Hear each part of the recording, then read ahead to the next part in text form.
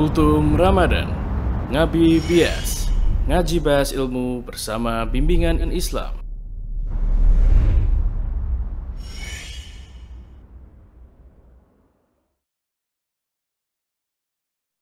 Bismillahirrahmanirrahim. Assalamualaikum warahmatullahi wabarakatuh. Alhamdulillah wassalatu wassalamu ala rasulillah wa ala alihi wa sahbihi wa mawalah wa ba'd. Ikhwatal iman, ahabakumullah, saudara-saudaraku sekalian yang mencintai sunnah dan dicintai oleh Allah Azza wa Jal. Kembali kita lanjutkan majelis syahri Ramadan kita, dan kita telah masuk pada majelis yang ke-11.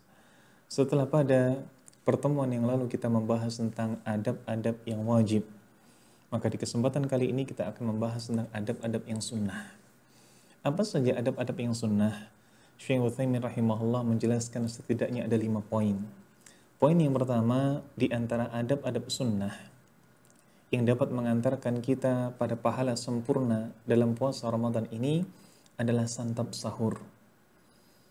Maka seyogyanya kita tidak meninggalkan ibadah sahur ini. Kenapa kita sebut ibadah?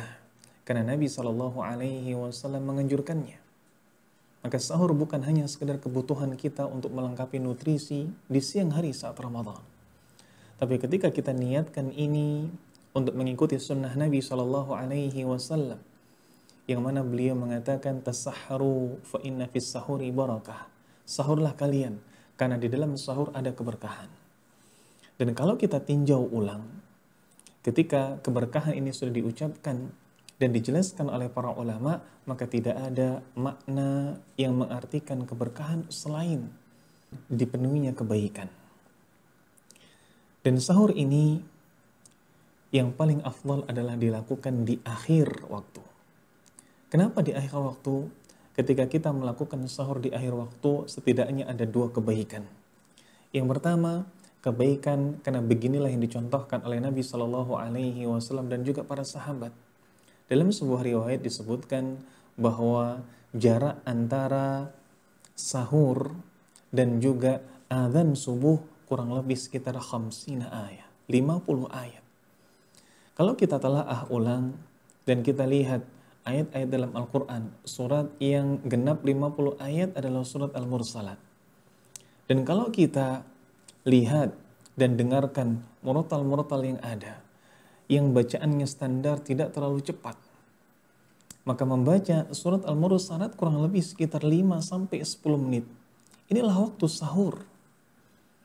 Bukan kemudian kita sahur di tengah malam hingga kemudian bablas sampai subuh. Tapi sahur benar-benar di akhir waktu, menjelang subuh. Dan ketika kita lihat, mengapa para sahabat sahur dengan kondisi seperti ini? Yakni antara 50 ayat jaraknya dengan salat subuh.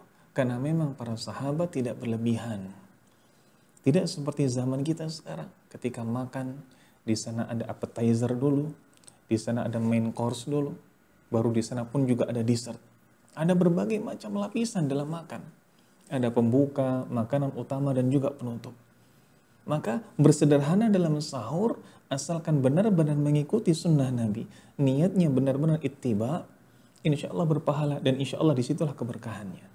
Begitu pula, poin kedua, mengapa sahur di akhir waktu ini adalah hal yang afdal, karena menghindari diri kita untuk kesiangan salat subuh. Kita tahu pada pertemuan yang lalu kita sampaikan bagaimana ketika seseorang ini sahur, maka berarti dia tidak akan kehilangan salat subuhnya.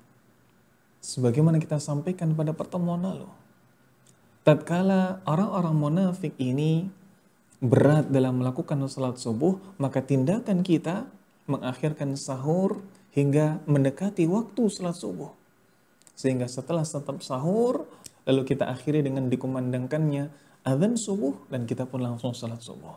Terhindarlah diri kita dari apa yang disebut sebagai orang-orang munafik, yakni berat dalam salat isya dan juga salat subuh.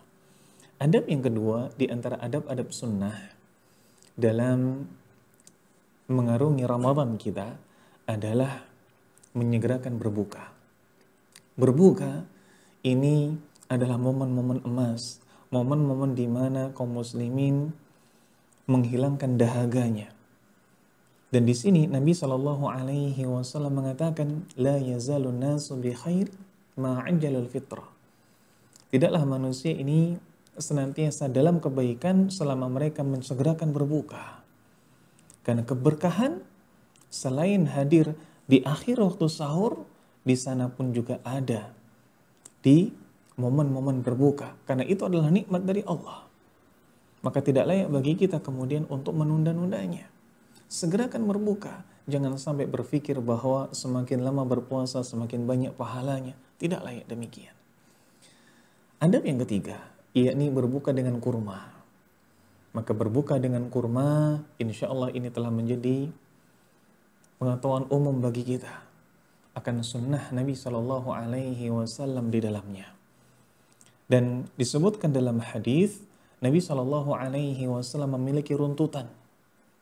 Prioritas pertama, beliau berbuka dengan rutab atau kurma basah. Kalau tidak didapati, maka dengan tamar, kurma kering. Kalau tidak didapati, baru kemudian dengan air. Di zaman sekarang, insya Allah sudah semakin banyak kita dapati kurma, baik itu rutab ataupun tamar. Bahkan kita pun juga sudah dapati bagaimana kurma ini masuk dalam berbagai jenis minuman. Mulai dari infus water dan lain sebagainya. Maka pergunakan ini. Berikutnya, poin yang keempat. Di antara adab-adab sunnah dalam puasa adalah tidak melupakan doa saat akan berbuka. Inilah momen-momen spesial. Bagaimana ketika kita akan berbuka, di situ kita banyak-banyak bermunajat kepada Allah Azza wa Jalla. Maka celakalah orang yang masih berpikir tentang ngabuburit.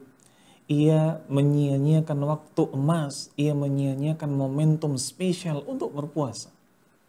Ia menyia-nyiakan momentum spesial untuk berdoa, bermunajat kepada Rabb-Nya tentang segala hajat dunia maupun akhiratnya.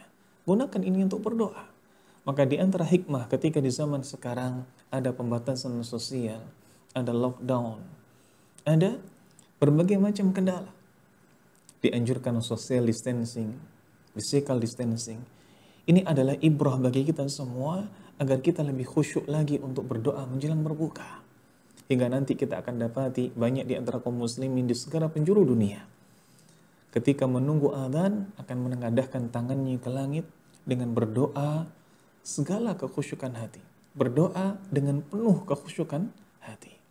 Dan adab yang kelima, adab yang terakhir dinukilkan oleh Syekh Utsaimin rahimahullah adalah memperbanyak amalan-amalan sunnah. Memperbanyak ibadah secara umum seperti membaca Al-Quran, salat sunnah, berzikir, dan juga bersedekah. Khusus poin sedekah, ini jadi kesempatan kita untuk berbagi. Berbagi kepada sesama kita.